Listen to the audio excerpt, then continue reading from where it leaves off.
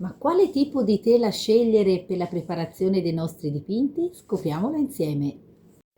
Vi spiego le principali tipologie di fibre e la loro introduzione. Considerate per esempio che il lino è stato introdotto sin dall'antichità in Egitto, uso pittorico diffuso dal XV secolo. È una fibra naturale, lunga, regolare, molto resistente e stabile.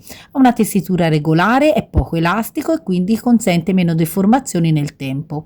È standard nella pittura europea del Rinascimento fino al XIX secolo, prediletto pensate dai veneziani, Tiziano Veronese per grandi tele. È considerato ancora oggi il supporto nobile, usata come tela anche per rifoderare nel restauro. La canapa è stata introdotta nel Medioevo e ha avuto largo uso tra il XVI e il XVII secolo. È una fibra naturale, ruvida, molto robusta, una tessitura più grossolana, molto resistente alla trazione, più pesante del lino, molto diffusa in Italia, usata per grandi tele e per dipinti monumentali, spesso riconoscibile nei dipinti antichi per la grana più marcata.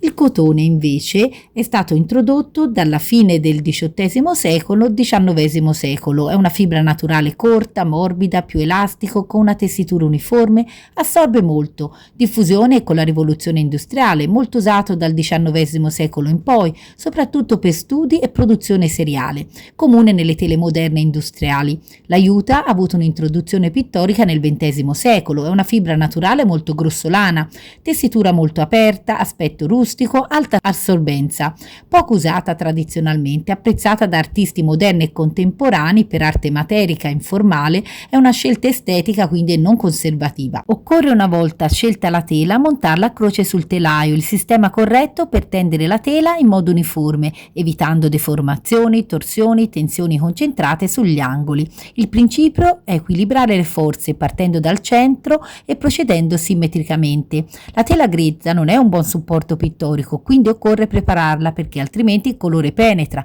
la fibra si indebolisce e la tela diventa fragile. Molti dipinti rovinati hanno una mannitura insufficiente. La tela grezza assorbe in modo irregolare e con la preparazione invece l'assorbenza diventa uniforme. La preparazione permette di ottenere la grana desiderata, di far aderire la pittura. Una buona mannitura segue i movimenti della tela, non si spacca, non si stacca. La resa finale non dipende solo dalla stoffa, ma dalla colla, l'imprimitura, il numero di mani e levigature.